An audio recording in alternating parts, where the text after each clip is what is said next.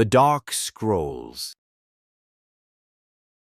His reign began with the smell of rotting blood pooled beneath the floorboards of Gyeongbokgung, a stench so heavy that no incense could drown it out.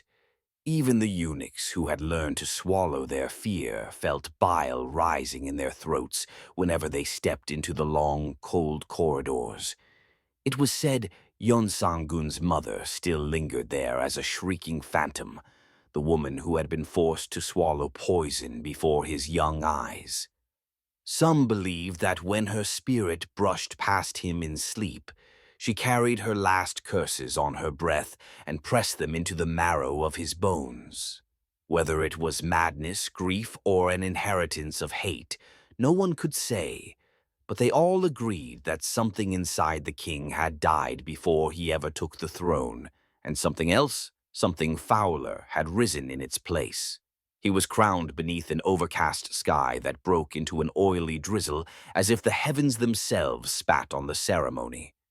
Ministers bowed low, their foreheads pressed to the wet flagstones, while Yeonsangun's face remained blank as a burial mask.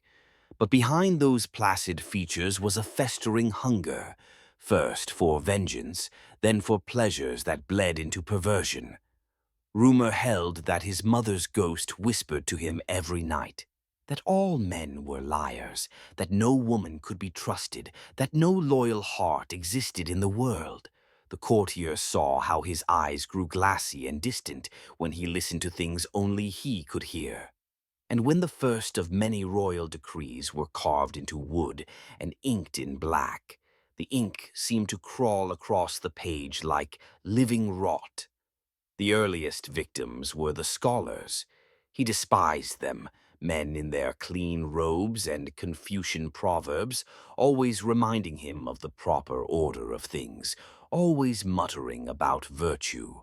On the morning he ordered the sacking of Songyungguan, the kingdom's highest academy. A wind blew through the palace so cold it cracked the lacquer on the painted doors.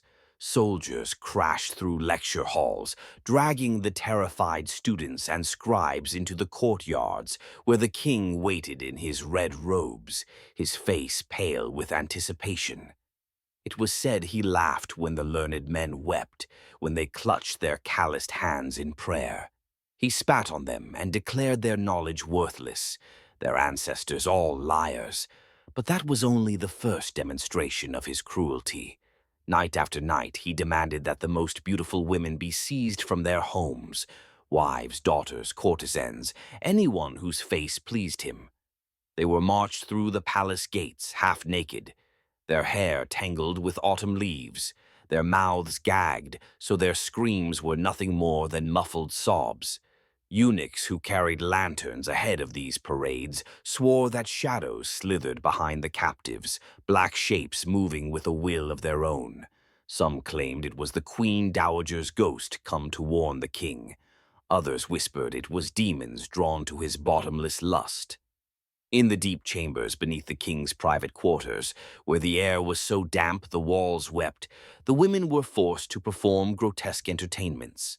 Painted clowns with leering masks capered about, pretending to copulate with straw effigies in parody of decency. Musicians played obscene songs that no one dared to transcribe. If a woman wept too loudly or refused to dance, she was beaten until her tears stopped or her breath did. No chronicler ever recorded the precise number of deaths in those nights, only that their spirits never left, and some nights the halls would tremble with sounds no living mouth had made. On days when the king grew bored of debauchery, he turned to punishment. He invented torments that confounded even seasoned executioners, the gilded cage in which a courtier was forced to squat until his tendons snapped, the iron collar that gradually crushed the throat over hours, the boiling pit whose scalding vapor stripped flesh from bone. Each invention was given a name, as if they were pets he cherished, and he would stroke the polished surfaces before commanding their use.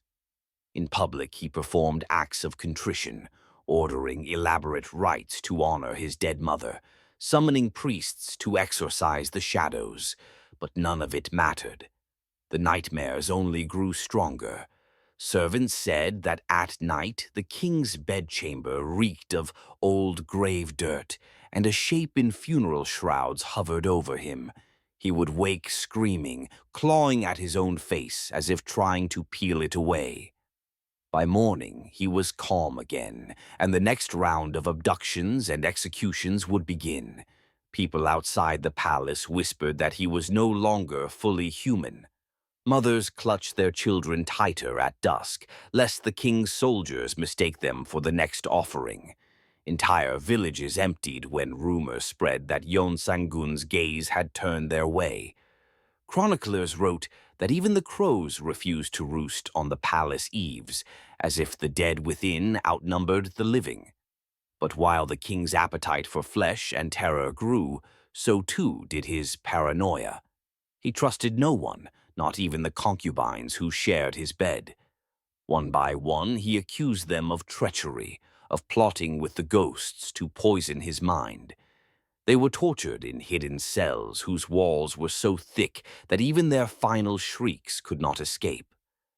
When the guards finally dragged their corpses into the courtyards, the king would stand over them with an expression of pure wonder, as though he could not decide whether he was horrified or aroused. And still the specter of his mother persisted, her presence thick as a burial cloth draped over his every thought. When he closed his eyes, he claimed he saw her face, split open in accusation. When he opened them, he saw her reflection in every woman's terrified eyes. He began to confuse dream and waking, night and day, pleasure and punishment. Sometimes he would summon a concubine and murmur gentle endearments, stroking her cheek with trembling fingers, only to lunge forward and sink his teeth into her throat, tasting the copper tang of her life as she writhed beneath him. Other times he would demand the entire court watch as he stripped his victims bare, forcing them to crawl across the icy stones while he recited the names of his enemies. No one could say exactly when the kingdom began to decay. Perhaps it was when the scholars were purged, their libraries reduced to damp ash, or when the fields lay fallow because the farmers had been pressed into forced labor, carrying tribute to feed the king's feasts, or when the last loyal minister fled into the mountains, leaving behind only cowards and sycophants. The palace itself seemed to rot from within. Mosaics depicting past kings cracked and fell away in chunks. Rats multiplied in the kitchens, fattened on human remains smuggled out under cover of darkness. Courtiers dared not speak of the moans echoing from the king's private hall, nor of the claw marks that appeared overnight on the lacquered screens. The king's own flesh began to fail him. His skin took on a waxy pallor, his eyes sunk deep into his skull.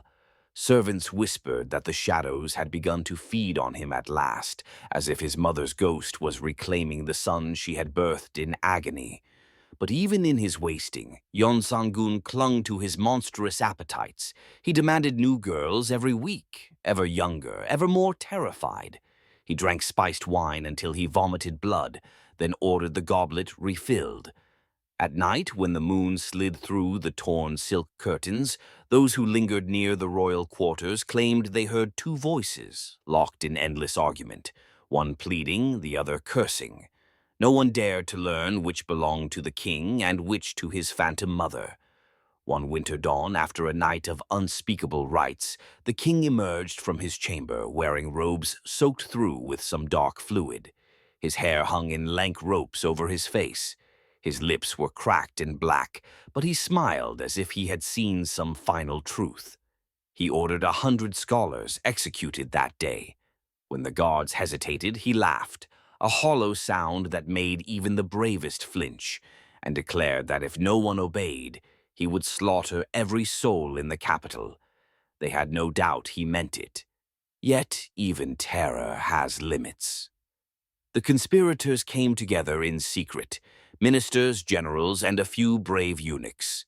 They no longer acted from loyalty to Joseon, only from the certainty that if they failed, nothing would remain but a kingdom of corpses. They waited until the king's debauchery reached its fever pitch when he sprawled on a mound of silken cushions in the hall of supreme harmony, surrounded by terrified concubines. A single candle guttered on the lacquer table, throwing shadows across the king's gaunt face. In that flickering light, his eyes gleamed like wet obsidian, and his cracked lips moved in a whisper no living tongue could decipher. Some believed he was bargaining with the spirits to spare him. Others thought he was welcoming them home. The soldiers came silently, their blades wrapped in cloth to muffle the ring of steel. They rushed the hall and pinned the king to the floor while he shrieked, a sound that was less human than the scream of some carrion thing dragged from its nest. When they dragged him away, he did not curse them. He only laughed, and the laughter went on and on, long after his throat had closed from the choke of his own blood. They exiled him to a desolate island whose shores were black with driftwood and rotting kelp. No one knows precisely how he died. Some say he starved himself in a final act of defiance. Others insist the ghosts he had conjured came to collect their due. But in the capital, the air never truly cleared. The palace still smelled faintly of decay, and in the hush before dawn, the servants swore they heard footsteps pacing behind sealed doors. They said Yeonsangun's laughter lingered, echoing through the corridors where so many had suffered, never fading, never forgiving, never dying. They thought exile would end it, that when Yeonsangun was dragged across the sea and left to rot among the black rocks and the shrieking gulls, his blight would finally lift from Joseon. But evil doesn't drift away with the tide. It burrows into the marrow of a kingdom, festering in hidden places. On that cold island, the king's final attendants, 3 eunuchs and a sallow-faced physician, witnessed horrors they refused to confess even under torture years later. Each dawn, they found fresh gouges carved into the driftwood walls of the shack, crude marks like a language no man could read. At night, they heard him muttering to the dark, voice soft and coaxing, as though he addressed a lover curled in the shadows. Sometimes he screamed the names of women he had destroyed, as though demanding they rise from their graves and crawl back into his arms. One evening, the physician woke to the sound of scraping. By the glow of an oil lamp, he saw the king crouched over the body of a dead seabird, black feathers clinging to his lips. He was gnawing its entrails with a rapture that chilled the blood. When the physician tried to speak, Yeonsangun turned and smiled, his teeth pink with gore, and whispered that this was the only food the ghosts permitted him. Back in the capital, the new court tried to cleanse the palace of corruption. They tore down the crimson tapestries, burned the lacquered screens, scrubbed the flagstones with vinegar. Monks chanted exorcisms in every hall, but the walls themselves seemed to resist absolution. The palace floors cracked open to reveal stains no scouring could lift, and servants claimed that sometimes, when they bowed their heads, they felt a cold hand settle on their napes. The concubines who survived the king's reign carried their own ghosts. Many never spoke again, wandering the palace gardens in silence, clutching tatters of silk to their hollow chests. Some went mad. One woman, her hair turned bone-white, though she was scarcely 20, drowned herself in the lotus pond, leaving behind a single line scrawled on the stones. I still hear him calling. It was not long before the rumors began again. A lantern left burning overnight would gutter out without wind. Scribes transcribing royal decrees found droplets of blood on their scrolls. In the women's quarters, doors rattled in the dark, and muffled sobs seeped through the rice paper screens. A chill clung to the corridors, as though the king's last breath had frozen the air itself. Even the new king, his own half-brother, trembled in those halls. He dreamed of Yeonsangun returning, skin peeled away to reveal a face of raw sinew, eyes black and empty. Sometimes, upon waking, he found scratches on his throat, as though invisible claws had raked him while he slept. His ministers urged him to move the capital, to abandon the poisoned palace altogether. But the king feared that fleeing would only prove he was weaker than the monster who came before. On the island, Yeonsangun's body withered to little more than gristle and sinew. The physician recorded in his secret journal that the king refused to eat anything but raw birds and sea worms. Sometimes he did not eat at all, sitting motionless on the shore for hours, face lifted to the gray sky. Once, when the physician tried to coax him indoors, Yeonsangun turned and spoke in a voice so low it hardly seemed human. "Do you hear her? She is closer now. She forgives me." After that, none dared approach him. Weeks passed. Storms pummeled the island, tearing the roofs off the little huts. The last eunuchs huddled together, praying for deliverance. But the king remained on the shore, draped in a ragged robe, muttering to phantoms. On the final night, the physician woke to a silence so complete it seemed to swallow the world. No wind, no waves, not even the cries of seabirds. He crept to the threshold and found Yeonsangun standing ankle-deep in the surf. The moon painted his wasted body in sickly light. He was laughing, though no sound came out, just a wide, broken smile that split his face in two. The physician could not bear to watch any longer. He retreated into the hut, pressing his hands over his ears. Hours later, when the dawn bled across the horizon, he emerged to find only a pile of rags on the sand. The king's footprints ended there, vanishing into the sea. No body was ever recovered. When word reached the capital, the new king ordered 3 days of muted celebration. Offerings were sent to the temples in thanks for the deliverance, but behind closed doors, no one believed it was over. Ministers confessed to each other in trembling voices that sometimes, just before sleep claimed them, they heard laughter echoing in the hollow spaces of the palace. Within weeks, the nightmares began. The concubines who had survived found themselves waking in the small hours, their sheets damp with sweat, certain they had felt a hand creeping across their bellies. The guards at the main gate reported a figure drifting through the courtyard, tall, gaunt, with hair tangled in seaweed, face hidden behind a black funeral veil. No one dared speak the king's name aloud. The scribes began referring to him only as the exile or the departed. But names have power, and the memory of Yeonsangun proved harder to erase than any inscription. At night, in the stillness between candle flickers, a coldness would settle over the throne room. The guards swore they saw shadows coiling across the dais, like worms beneath skin.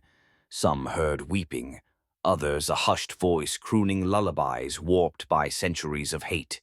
More than once, an attendant caught the new king alone, clutching his temples, whispering frantic apologies to no one. When they tried to help him to his feet, he pushed them away, eyes wild. "She is here," he gasped, breath steaming in the darkness. "She is here, and she is not alone." The exile's poison had seeped too deep. No amount of incense or holy chants could drive it out. The palace itself had become a mausoleum, its windows staring blank and blind, its stones heavy with the memory of every atrocity.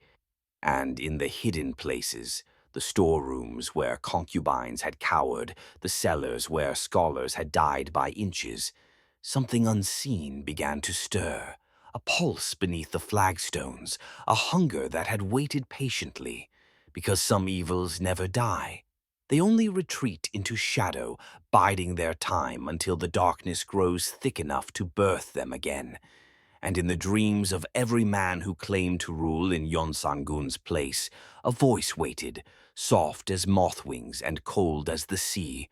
"I am still here, and I will not be forgotten."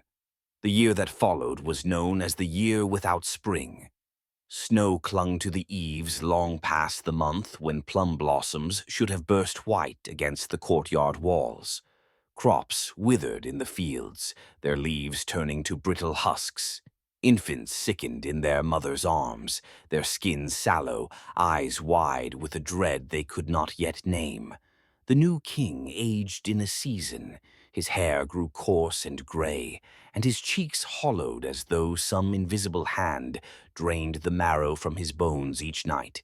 He took to pacing the palace halls by candlelight, muttering prayers, though the words tangled into gibberish before they left his cracked lips.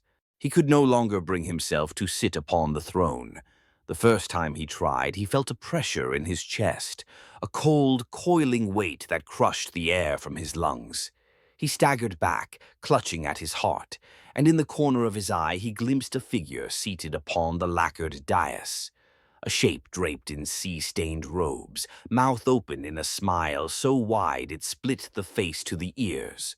From that day he refused to enter the hall again. He convened his council in cramped antechambers, their walls so close the air smelled of panic and sweat. Ministers petitioned him to relocate the capital, to raise the palace to its foundations and build anew. But he only shook his head, eyes fixed on a place no one else could see. "I cannot leave," he whispered. "If I leave, he will follow." Outside, the common folk began to speak openly of curses. They called the palace the womb of madness. Merchants refused to set foot within its gates. No offerings were delivered to the ancestral shrines. At night, peasants gathering brushwood on the slopes of Bugaksan claimed they saw a procession winding up the mountain paths. A parade of women in funeral white, faces hidden behind veils, their hands bound in red cord. At their head walked a man whose skin glistened with brine, hair streaming behind him like kelp. When the king finally ordered an exorcism, it was not one monk but 50 who came, clad in saffron robes that rustled like dry leaves. They carried drums, bells, and censers so heavy that the strongest among them staggered beneath the weight. The ceremony began at dawn. For a time it seemed to work. Smoke billowed through the corridors, thick as a monsoon squall. The monks' voices rose in unison, a droning chant that shook dust from the rafters. Courtiers pressed their faces to the floor, tears streaming, convinced at last the darkness would recede. But just before noon, the wind shifted. The smoke churned and split, and in that hollow, a single voice spoke. A voice so clear and close it seemed to rasp against every ear at once. "You cannot banish me." The lead monk fell to his knees, blood pouring from his nostrils. One by one, the others dropped their instruments. The chanting faltered. In the silence that followed, the courtiers heard a new sound rising from the palace depths, the slow, deliberate scrape of something dragging across the stones. It began in the old audience hall, beneath the dais where Yeonsangun had held his revels. It moved down the corridors, inch by inch. The locks on the treasury doors clicked open, though no hand touched them. Curtains fluttered in a wind none could feel. When it reached the antechamber where the king cowered, the candles went out in a single breath. Afterward, no two men agreed on what they had seen. Some swore they glimpsed a faceless figure crawling on all fours, trailing a length of funeral cloth. Others said it was Yeonsangun himself, but transformed. A gaunt, eyeless thing with ribs pressing through parchment skin. A few insisted they saw nothing at all, only the darkness itself condensing into a shape. But all agreed on what they heard. Laughter, thin, bubbling, triumphant. The king did not emerge for 3 days. When the door was finally forced open, he was found crouched beneath his writing table, his nails torn and bloody, his eyes rolled white in his skull. He could not speak. His lips moved, shaping words, but only a soft clicking sound issued from his throat, like a beetle trapped in a jar. They carried him to his chambers, draping silk over his ruined face. And from that hour the ministers ruled in his name, though none dared admit aloud that Joseon no longer had a king in truth. In the weeks that followed, servants began to vanish. A kitchen boy sent to fetch water did not return. A seamstress sewing burial shrouds slipped behind a screen and was never seen again. Each time the search ended in the same place, the hidden chambers beneath the royal apartments. Those vaults had been sealed since the king's exile, but the locks were rusted through, and when the bravest among them broke the seal, they found the air thick with rot and the walls clawed bare. At the center of the largest chamber stood a single object, the throne Yeonsangun had ordered carved from the wood of 1,000 gallows. Its seat was cracked, dark streaks running from the arms to the floor. No one dared touch it. That winter, the capital was struck by a plague no physician could name. Flesh blackened, hair fell away in handfuls. Children were born dead, their mouths frozen in silent screams. Those who survived the fevers dreamed the same dream, a man walking the corridors of the palace, trailing chains that glowed red-hot in the dark. As spring approached, a delegation of officials met in secret. They resolved that the palace must be abandoned. At dawn, a column of the king's remaining household set out across the frozen Han River, leaving the womb of madness behind. But even as they fled, no one looked back. It was said that if you turned your head, you would see the last king of Joseon standing in the highest window, his hands pressed flat to the glass, watching, waiting, smiling. Years passed. Moss swallowed the courtyards, vines climbed the cracked walls, rain washed the frescoes into pale smears, but the locals still avoided the place. No hunter trespassed its gates. No peddler dared sell charms at its threshold. Sometimes, on nights when the wind blew in from the sea, fishermen on the river heard drums beating in the darkness, low, slow and relentless. And over the water a voice rose, soft and terrible, carrying the promise no living soul could silence. I am still here, and when the night is deep enough, I will come home. Thanks for watching. Subscribe for more.